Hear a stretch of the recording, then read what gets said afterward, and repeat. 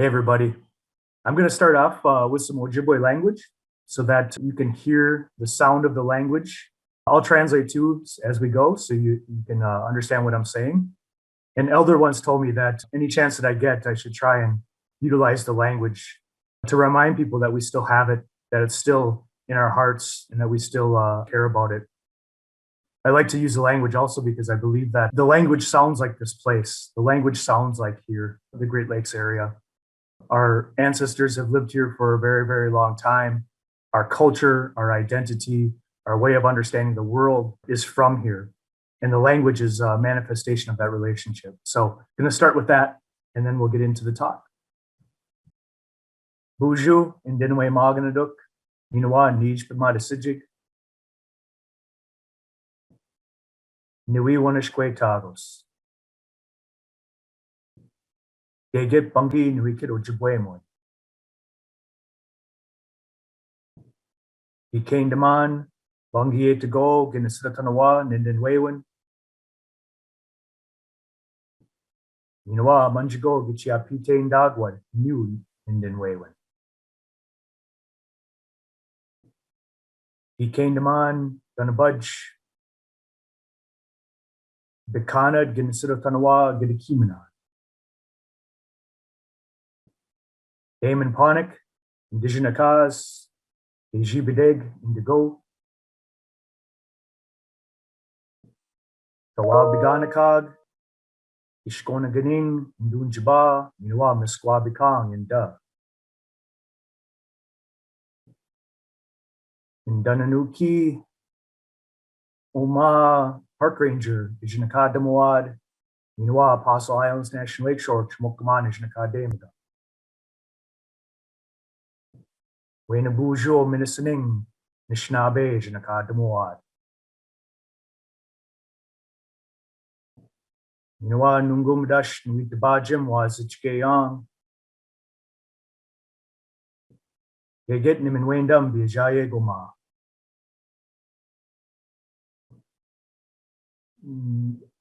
Imbagasendan, Nandigakane, Duinoma. Nuitabajim, Nishnabe, Jitwawan, Minwa Nishnabe, Adasukanan, Minwa Nishnabe Moen. Minwa Geget, Mewenja, and you, Gete Nishnabeg, Tapapa Madaziwa, Dividi, Wayne Bujo, Minnesoning. Minwa Megwa, Tapapa Madaziwad, Gete Nishnabeg, Ganawabawad, Ao Manuman. Geget, Ogi mi Kanawa, Ao Manuman, mi Ejwa, Gedajikewa, Gividi, Muning Guanakanen. Gakina Gego, Minwa, Gakina Wia, Mizwea King, Ogi Oshitunawa, Nishnabe, Madazwinawa. Gakina Gigu Yug, Manidun Sug, Benesiwag, Wayne Siag, Minwa Angu, Bataninawag, Minwa Manidug, Ogi Oshitunawa, Nishnabe, Madazwinawa.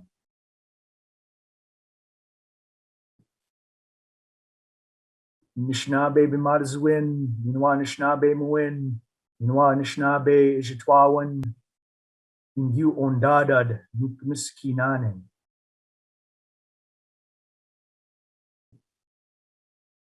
Ah, Majitada, Nungumadash. Isayu.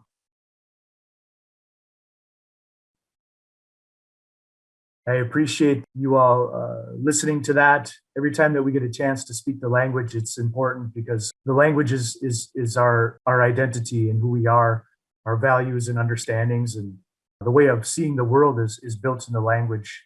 And all of that is represented by our relationship that we've had with this place for a very long time. I do appreciate the opportunity to speak to you all today about Apostle Islands and wildland fire. This is something that has been an important part of our management strategy with the park and very enlightening relationship that we've created with fire in the landscape. So I do appreciate having a captive audience, because usually it's difficult to get people to listen to me talk about fire ecology. But I do appreciate y'all today listening. My relationship with fire started about 20 years ago in working wildland fires, where we would literally fight fires, right? And here's a action shot of me doing this. But my relationship with wildland fire has evolved over time. And in the beginning, it was like this. But then, as things moved on, my relationship with fire has evolved. And I took over as fire management coordinator for the National Park Service at Apostle Islands National Lakeshore about 10 years ago. And when I did that, I started looking into our fire management plan. And in the plan, we talked about Stockton Island in the Tombolo. And in that plan, it identified this area as a place that we should burn.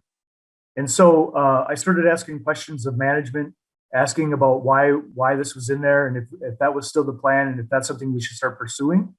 And so we decided to do some research and look into that and see about the feasibility of burning and see about whether we should do it or not. And this is actually a trail on the Tombolo that we're looking at, shows the landscape there. So the big question at Apostle Islands is whether or not we should burn, whether or not we should put fire on the ground. And that is in relation to Stockton Island. So on Stockton Island, 5,000 years ago, there was two islands. And you can see the big island here, and then the little island here. And that was joined about 5,000 years ago by this landform called the Tombolo. And the Tombolo is basically sand. That sand is nutrient poor, it drains easily, and it promotes a certain kind of species that some species prefer it and some species don't like it. And the species that are okay with it are also adapted to fire. So we took a look at this, and we took a look at this space and whether or not we should burn there. And we started doing some research. So what we figured out here is that the conditions were perfect for blueberries to grow on this Tombolo. And what native people were doing is that they were going out there and picking these berries. And then once they were done picking, they would burn that area to help regenerate the growth of blueberries. And so the conditions were perfect through nature, creating this space, but then native people maintained this space through fire. And so this would happen every couple of years. They would burn it. That would stimulate growth in blueberries. And in doing so, they maintained a certain composition of species, not only in abundance, but also in diversity on that landscape through burning. One of the things that we found through our research is that we're starting to see encroachment of hardwood species into that landscape. So primarily this is a pine forest or a pine dominated landscape, but we're seeing encroachment. And this is actually a video of a place in Duluth, but it really helps to illustrate that encroachment happening. You can see the understory here is all maple, so hardwood coming in. And then you can see the pines, the older pines towering above that. And what happens when these hardwoods come in is they change the chemistry of the soil to a different pH level. It also adds water to the soil, or it creates a more damp environment, which these pines don't prefer. So basically, like trees, they create their own environment that they like. So what happens is that the maples start crowding out the pines then. And so you can see in this video from Minnesota, there's not much regeneration of pines going on. It's all basically hardwood. And eventually, these pines will die off, and then the hardwoods come out and take over. And we started to see this on Stockton Island as well. We're starting to see hardwood encroachment in on the pines. Because of a lack of fire, these hardwood species like maple, red maple, birch are coming in, and they're starting to change that soil. They're starting to take over eventually. So the question came back to us, should we burn in this spot? And that was one of the elements that we used to decide that. So another thing that we did is do some research into fire on the landscape. And so we know that Native Americans throughout pre-contact and then post-contact utilize fire on the landscape for a number of different reasons. The reasons why they did that: berry production, hunting. It creates the forage for game species. It opens up the landscape so that you can walk through and that you can camp in. And for a number of different reasons, Native people use fire. We went into the communities adjacent to the park and started talking to the elders in those communities and gained this Native experiential knowledge through them. There was one member of the community that remembered seeing fire out on Stockton Island. He used to go camp out there with his family during berry picking time, and then he remembers seeing fire after they left. And he told the story of he has a twin sister, and his parents would make him pick a pail of blueberries before they could go jump in the lake and go swimming. So there's that story. We talked of other elders who remember being little kids and all they could see was blue. Just they would see all the berries hanging. Another elder talked about berries hanging like grapes out on Stockton Island. And this isn't just Native folks, but we also have research from other non-Native folks that went out to the islands and picked berries as well. We also have another elder talked about boats coming out from Bayfield, and there would be a boat every couple of days that would come out and pick up the flats of blueberries. And a flat was about 16 quarts of blueberries. He also said that there were about 10 families out there on the island that would pick these berries. So there was enough abundance of berries out on Stockton Island for that boat to make a trip every couple of days to pick up berries from these families, and they would bring them back to Bayfield and then sell them to restaurants and stores and things like that. So one really cool thing about this whole project is that we were able to take that Native experiential knowledge that we gained through the academic research, through papers and things like that, and then to do the history that we worked on with the different elders, and then we paired that up with the science. And so we were able to see that how all three of those things matched basically. And this is where Kurt will talk about how we did research with dendrochronology in the park as well. Hi there. My name is Kurt Kiffmeller, and I'm an associate professor of geography, environment, and society at the University of Minnesota in the Twin Cities, Minneapolis. So today I'm going to talk a little bit about some research that I conducted on the fire history on the Stockton Island Tombolo within the Apostle Islands National Lakeshore. I probably don't need to tell you that given the symposium. Really what I'd like to do today is really provide a little bit of background to generate a discussion or a conversation on Native American fire use in red pine forest in the Apostle Islands, but also sort of extending outward from that. And so after this video, I'll join Damon Panic and we can answer some questions and hopefully have a dialogue between each other and also with the audience. So before I begin, I just want to take the time to thank the organizers of the symposium for including me in this today. This is a really fantastic opportunity to talk about all the different types of research that are going on in the Apostle Islands. I think it's a fantastic way to celebrate the 50th birthday or anniversary of the park. I'm not sure how we're putting this right now. I also want to just say thank you to the personnel at Apostle Islands for helping me along the way to conduct this research, both with financial support to do the work, but also just with insight. So Julie Van Stampen, Peggy Berkman, and Damon Panic have been really instrumental in helping to understand or bring this together, because I really only bring part of the story to this, and you'll see that as we go along. So thank you for that. So to begin, I want to reiterate that my intent here is to provide you with some background on the history of fire within Stockton Island on the Tombolo, but really to generate maybe a broader conversation. So I want to think about this as a starting point or a jumping off point to build these discussions, because I think that they're really, really important discussions to have. So keep that in mind as I go through this. I'll be providing a very, very brief overview of the fire history. So hopefully that'll generate some questions regarding some of the detail that goes in behind this. And maybe some of the things that I'll bring up will be provocative or will jog your memory or help you to think through what you've witnessed on the island or what you've seen on the island, or maybe what you know about forest development. So hopefully what I'm going to provide is just enough to get a conversation started. I'll start off with a quick and dirty explanation of what is dendrochronology. So dendrochronology is just a fancy term for the use of tree rings to understand how environments have changed.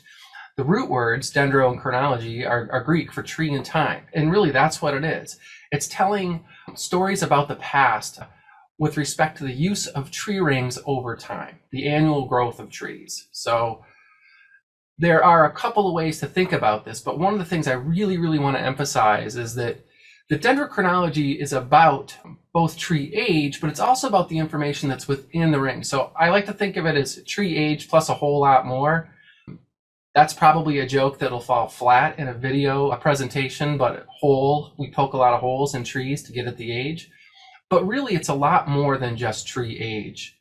So the textbook definition of dendrochronology is simply the science that uses information encoded into the annual growth rings of trees to address issues related to climate change, hazards, ecology, and natural history and cultural history. That's the textbook definition.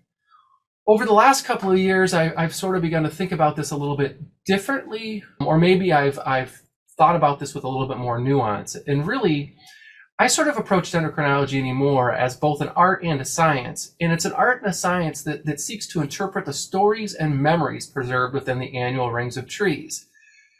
Really, it's about being a storyteller or an interpreter and using the information that's encoded within the annual rings to help us to understand the past.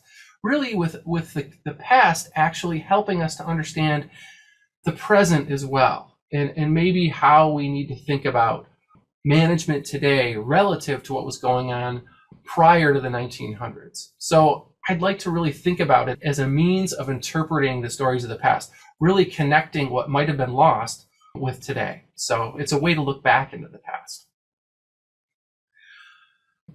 Dendrochronology is really an important tool in this respect for understanding fire history. So here we have a couple of different samples, or a couple of different trees that contain information related to fire. So on the left-hand side is a living tree that's growing in the Stockton Island Tombolo Pine Barrens, and it has a triangular-shaped wound on its front that contains records from 4 to 5 fire scars. Now, we did not sample this tree. It's probably one of the oldest trees in the Barrens area and possibly in the Tombolo itself, but it's alive. And on the right, we have a similar tree. This one is not from the Tombolo, but it has a triangular shaped wound with a number of sort of lesions, or these cat faces, these triangular wounds that represent the passage of fires. So when a fire burns at the base of the tree, it doesn't always kill it. It might just kill a portion of the cambium, that layer underneath the bark that's actually actively growing.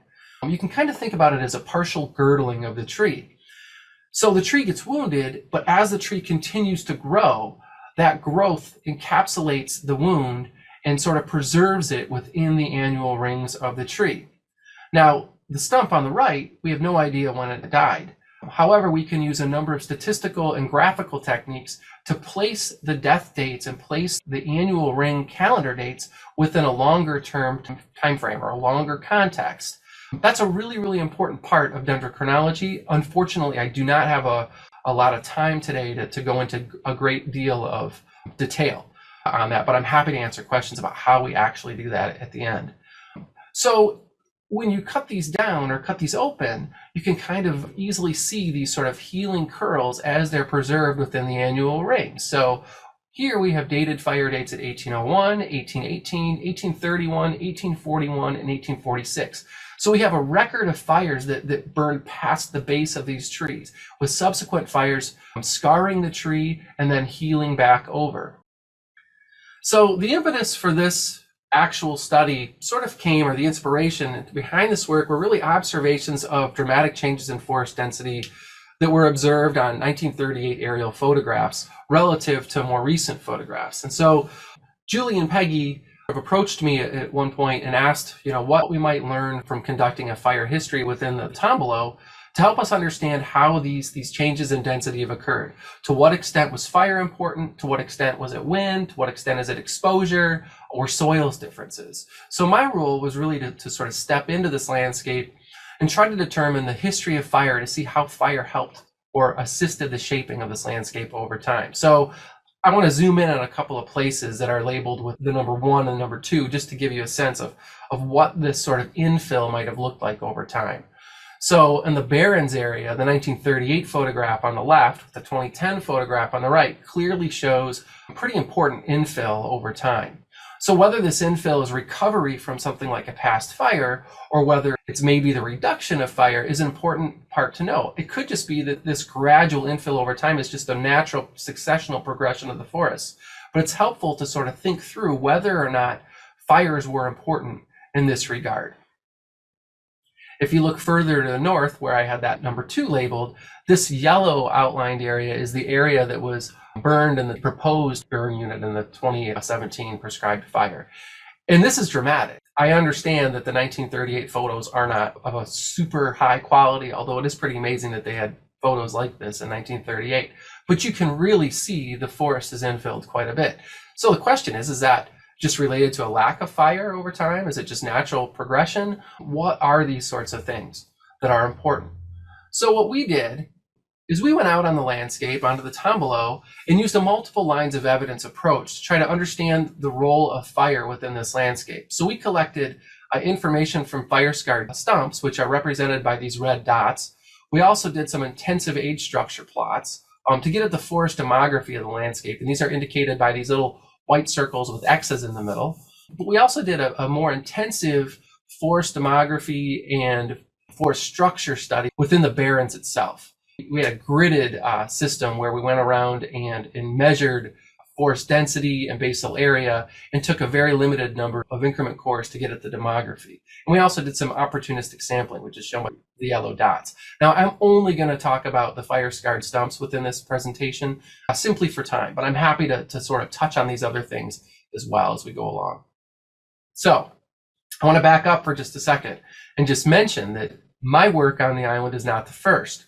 In the early 1980s, Albert Swain did some fire history research on Stockton Island, largely using sediment cores from Radnor Bog and bog areas within the Tombolo. They also looked at tree ring records based on increment cores collected from about 53 trees and 3 partial cross sections that they were able to date fires on.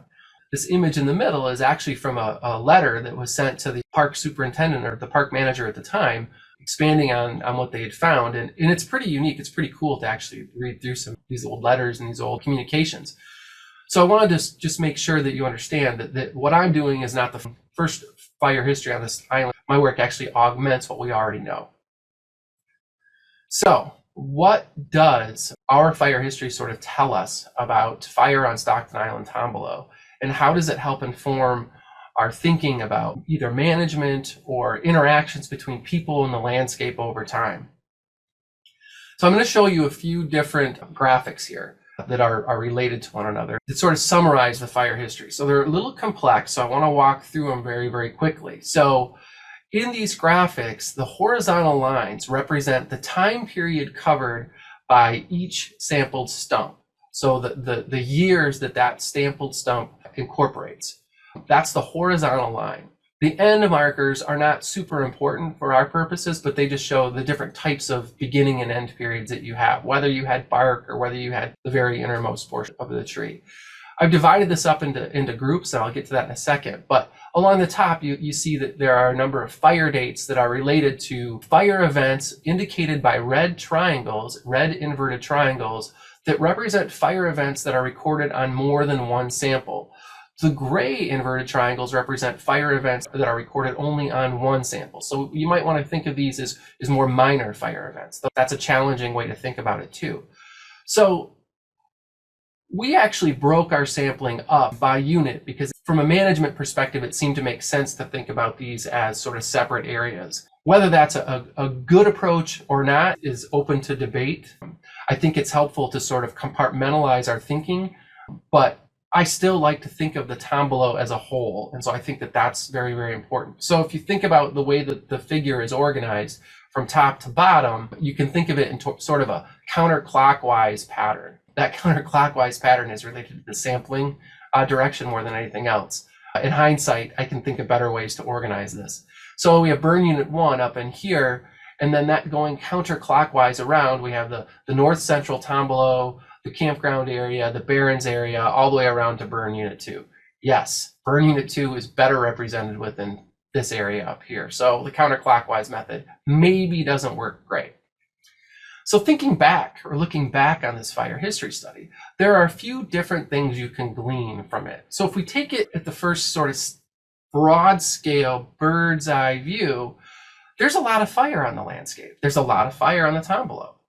There are about 10 fires of significance. But the thing that really stands out, at least to me, are these fires in the mid 1800s, between about 1843 and 1854. These are very, very short interval fires occurring somewhere on the Tombolo. There's also this fire in 1827 that affects a large part of the northern portion of the Tombolo as well. So 1827, and then 1868, which sort of shows up in a number of different places throughout the Tombolo. So the timing here is important with respect to the context, right? So overall, we have quite a bit of fire, but that fire is actually kind of patchy. So if you think about this and zoom in a little bit, sort of take the more localized approach, if you look carefully at this fire history record, the fires are actually quite patchy in nature. On the areas around the north central Tombolo and in the campground area, and even in the first burn unit, we have fire events that are fewer and they have a longer interval overall. In contrast, the Barrens area seems to have a much patchier fire regime in the sense that their fires there are more frequent, but they're closer in time. In space, they're sort of spread out a little bit. Some fires are being recorded on some trees, but not on others. And for those of you that have visited the Tombolo and have walked through the Barrens area, that might be a fairly intuitive way to think about it, right? If you think about the fact that fuels are discontinuous within that landscape, really what you have are islands of trees. So it's not a surprise that fires in the Barrens area or across the Tombolo are somewhat patchier. But the frequency of fire in the Barrens area is important. Now, what you might notice is that I've mentioned only dates here, because that's what the tree rings can tell us. Tree rings tell us when certain events occurred in time. There are a tremendous number of limitations that I'm happy to discuss in our conversation, but what I want to point out is that the context is important. I can tell you when the fires occurred, but I can't necessarily tell you why. I can use the evidence from the tree ring data to help to inform that context, but the context is important. So we know that fires occur naturally because of lightning, right? We know that. But we also know, based on oral tradition, that fires were set on purpose in a number of different places for a very large number of reasons, okay? So I often do this fallback to where I think about fires as being really, really important from a human standpoint in red pine landscapes to help augment resources, in particular berry production. So both of these pictures were taken on the Stockton Island Tombolo, and they show like prolific berry production. This is just one reason that fires may have been set in terms of the context or the cause. If you think back to the fire history, there's a lot of fire in the mid 1800s, and it seems unlikely that all of those fires on the Tombolo would be started by lightning alone. It seems like there has to be some other ignition source. I think that that's a really, really important feature, an important fact that we need to think about, and something we need to address probably as land managers and as researchers alike. We need to be recognizing that that causal agent is important, that the use of the landscape and the intentional use of fire is both probable and important for the overall ecology of the system. So I want to just take a step back for a second and kind of wrap up and give you a couple of things to think about. So throughout my life, I have gone to 4th of July parades every year, and I see Smokey the Bear dressed up, walking on the street, imploring us to make sure that we're careful with our campfires, that we're putting our fires out. We've had a long history in our country of putting fires out, as most people here are well aware. That history started a long, long time ago, around the turn of the century. So the photo on the left is actually a photo that appears in Border Country, the Northwoods Journals of Howard Green, about his trips in the border country between 1906 and 1916. So this is a picture that was in the woods, it was posted in the woods, and if I zoom in a little bit on it, one of the things you'll notice is that this is a warning to say, do not set fires to the woods. Don't leave any fires unattended. If you do, you'll be facing a fine of either $5,000 if it's set maliciously and $1,000 if it's just an accident. $5,000 in the early 1900s or $1,000 in the early 1900s is an exorbitant amount of money. The fact that these signs are showing up in the border country and elsewhere suggests that fires were being set, or at least unattended, but fires were likely being set. and a notification needed to be put out there to say, stop setting fires. There's no question about why fires were being set. It's simply that fires were bad. There's no notice of fires serving a more important process or a more important ecological or cultural purpose. And I think that that's an important thing to be thinking about. So I want to just leave you with this. This is a diagram that shows fire history in much the same way from what I showed with respect to the Apostle Islands. And it incorporates fire histories done in both Voyageurs National Park and within the Boundary Waters. There are 656 individual stump samples shown in this picture. The red triangles represent fire events. If you look carefully at the progression or the shape of the different inner ring dates of this particular graphic, you can see these pulses of regeneration that are typically related to fire events that are occurring over larger landscapes. So these little inner ring dates indicate widespread stand-initiating fires, those fires that led to landscape scale regeneration patterns. But I really want to point out that there are some patterns that are in some ways universal. The one universal pattern that sticks out like a sore thumb on almost every fire history that you see is this dearth of fires post 1900. Yes, there are some, but for the most part, there are relatively few. But if you look at this more carefully, you'll see that fires really began in this particular part of the country really in the early 1700s. About 1736 is really the first widespread fire within this landscape. And then between 1736 and 1900, you have fires occurring everywhere. Between those years, 95% of the years, somewhere record a fire. That's an immense amount of fire across the landscape. And I also want to note that 1736 was the first documentation by white Europeans of Ojibwe presence at Crane Lake. That's not to say that people weren't present there before, but that is to say that there is a coincidental increase in fire events around that time that seems to persist over the 20th century. We typically sort of fall into this camp of saying that this dearth of fires in the 20th century is related to fire suppression, putting fires out. I think it's really, really important for us to think about that issue in a little bit more detail, and that maybe it's not about putting fires out in the 20th century as much as it might be removing the ignition source. Lightning is clearly important, but to support lightning at very, very short intervals in a landscape, at maybe 5 or 10-year intervals, is a little more challenging to think through. There's a lot of fire relative to the amount of lightning starts that we have. So the loss of the ignition source, we're not losing lightning, we're losing people. So that loss of the ignition and that loss of the cultural use of fire likely has a very, very big impact on how forests have changed over the 20th century. So I'd like to leave you with this sort of an image of the amount of fire on the landscape and when it starts and when it stops, to maybe generate some conversation about the importance of cultural fire use within the landscape. And I want to acknowledge that the Apostle Islands has actually kind of been out in front on some of this, at least in the Upper Great Lakes, by reintroducing fire to Stockton Island in 2017 for cultural use, to reflect the fact that fire was an important part of Ojibwe culture. And so I commend the folks at the Apostle Islands for actually sort of moving forward with thinking about fire. Oh, that was great, Kurt. Thank you. So one of the unique aspects of this whole project is that we were able to complement each other with native experiential knowledge, that oral history that we gained through elders, the science, and then also the academic research. And we found out that really what we're doing is we're filling in gaps. So if we have a gap in the oral history, we can fill it with science. Or if we have a gap in the science, we fill it with oral history. And it really helps to tell that whole story on the Tombolo.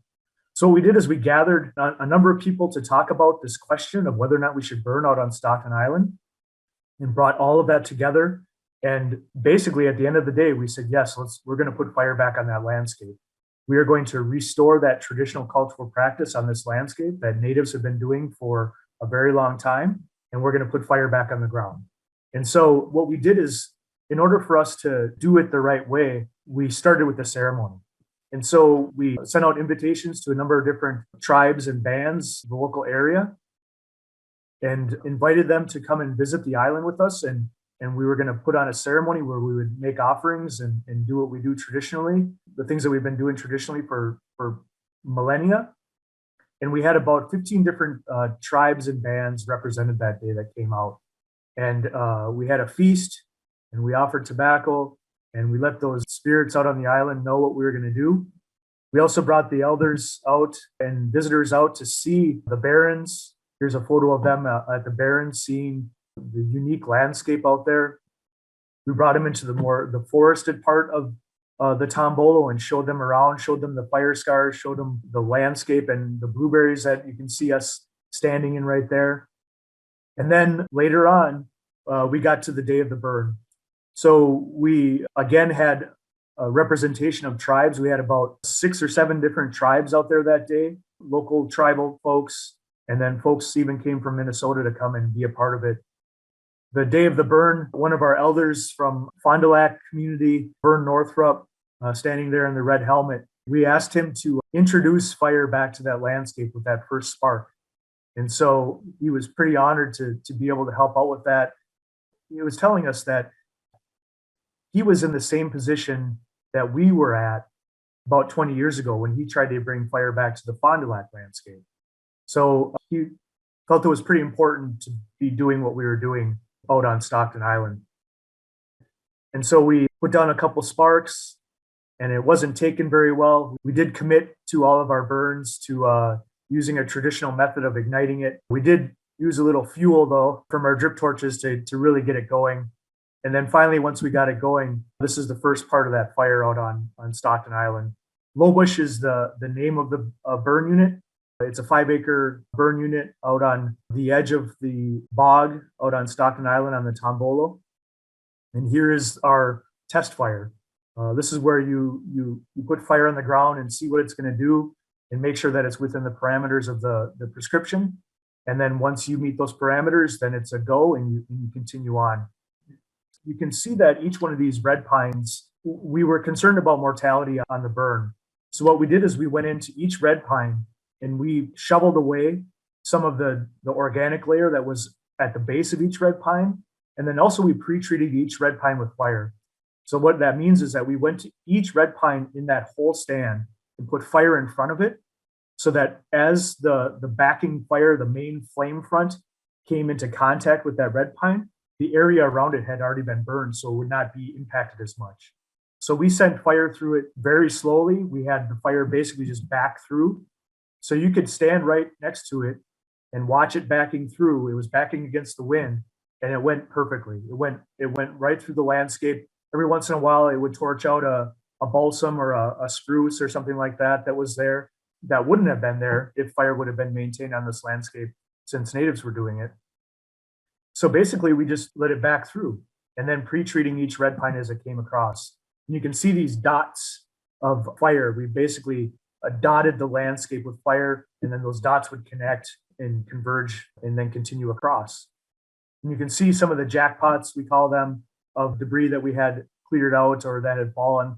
Those would torch out a little bit. But in the end, we didn't have any mortality of red pine. We did consume a lot of this stuff that was on the ground, but did not lose any red pines. And here's another photo where you can see it just basically see the smoke going in and then the fire just backing across that landscape.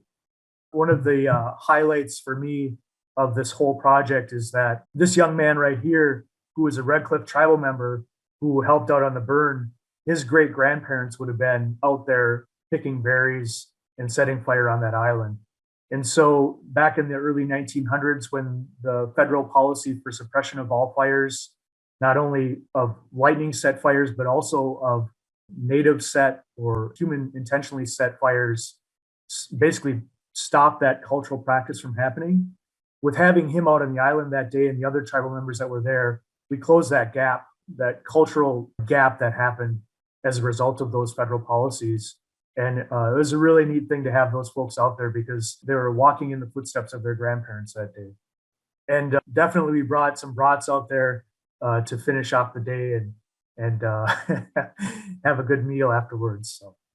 So what, right? What's the point of this? And so I grabbed this quote to help illustrate that from a different perspective. And I'll read that quick. Our Anishinaabe colleagues also noted different pathways that followed a disturbance event. Fire could be initiated by lightning or by a person. In Anishinaabe philosophy, both events require an agency, but each event occurs due to the location of the agency in different beings. In this perspective, the category of wildfire does not exist. So what that's talking about is lightning for us is caused by beings, animate beings in our Anishinaabe philosophy, our Anishinaabe culture. And so when lightning strikes and starts a fire, that is an intentional act by a being, by a thunderbird being. And then when humans do it, it's also an intentional act. So in this sense, there's no such thing as an unintended fire. All fires are intended. And so how this relates to the park and to our burning is that the landscape has known fire for a very long time. And that landscape has also shaped our identity, our culture, our way of seeing the world, our understanding of our relationship in this world. So in a way, our culture also becomes fire dependent. In that if our landscape is not being burned, we are experiencing a landscape that is different than what our ancestors would know. So what we realize when we're out on Stockton Island is that we are walking in the footsteps of our ancestors, and that the landscape that has been shaped by them is what we're experiencing at the moment. And by continuing this traditional cultural practice of applying fire to the landscape, we continue that relationship that they started and they created.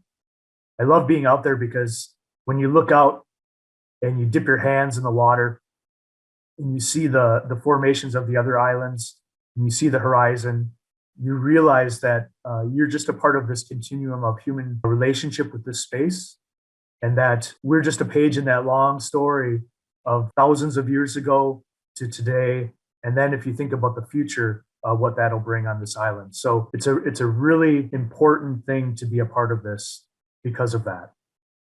So in the future, we have 8 subunits within the whole Tombolo that are slated for burning. And so we'll have a rotation of burning that'll happen out there. Every couple of years, we'll try and pull off a burn. The next one that we have planned is the High Bush unit, which is this northern area right about here. It's a 19-acre unit that we're hoping to pull off this spring, 2021.